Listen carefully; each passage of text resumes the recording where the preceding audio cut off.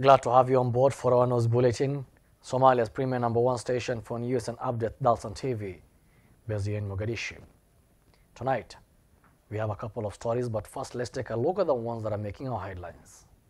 Armed rebels briefly seized towns in Somaliland amid delayed elections. World Bank seizes loans to Uganda over anti-LGBTQ law. Somalia trains 15,000 troops as AU forces peacekeepers prepare for departure. Fresh clashes have erupted in Somalia's breakaway region of Somaliland as armed rebels opposed to the delay of presidential elections briefly take control of Oduweyne and Dabargolia towns. The rebels confiscated humanitarian supplies, including vehicles belonging to Halo Trust organization.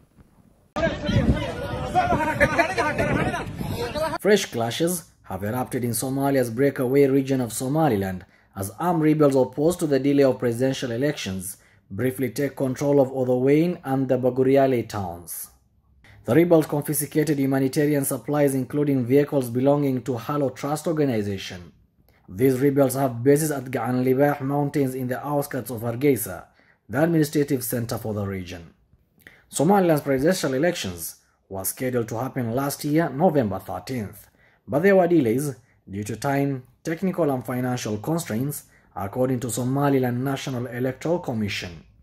In August last year, deadly protests broke out in the region with demonstrators demanding elections to be held in November, amid suspicions President Muse Bihi wanted to delay the poll and extend his term. Following more than 25 years of stability, Somaliland, which seeks international recognition, has been jolted by armed conflict.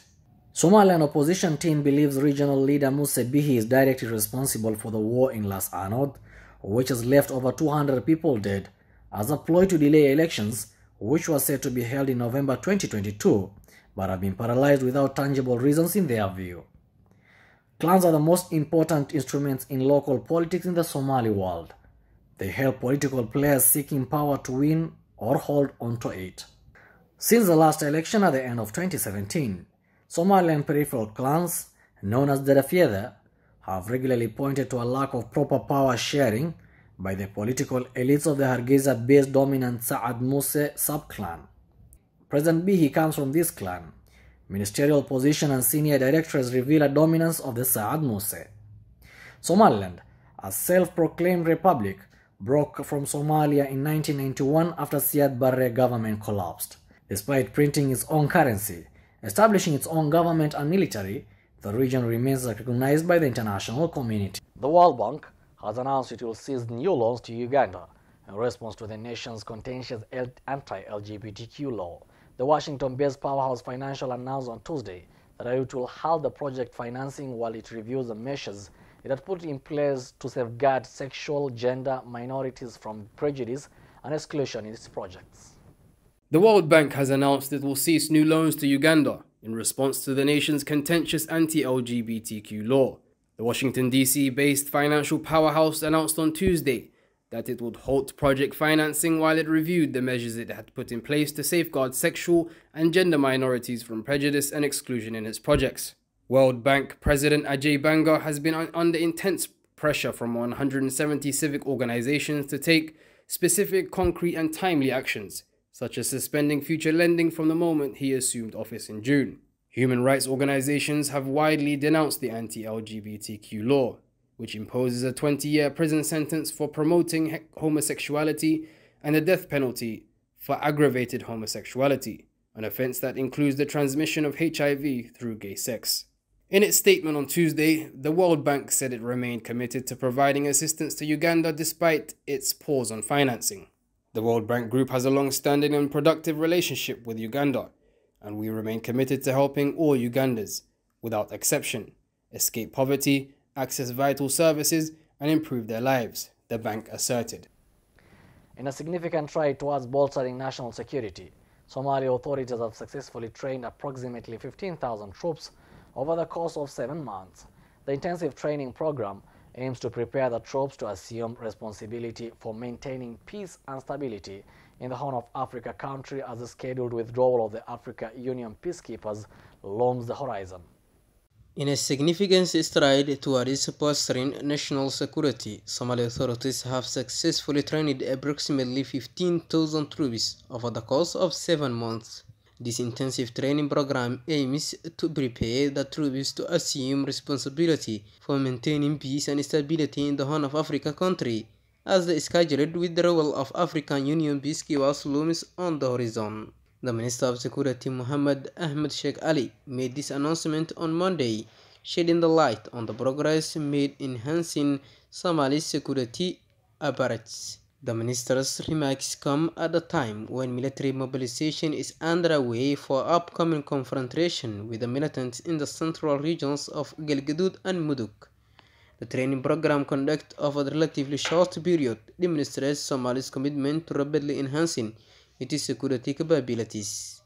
African Union Peacekeeping Force mission in Somalia has played a crucial role in supporting Somalia's security efforts over the years.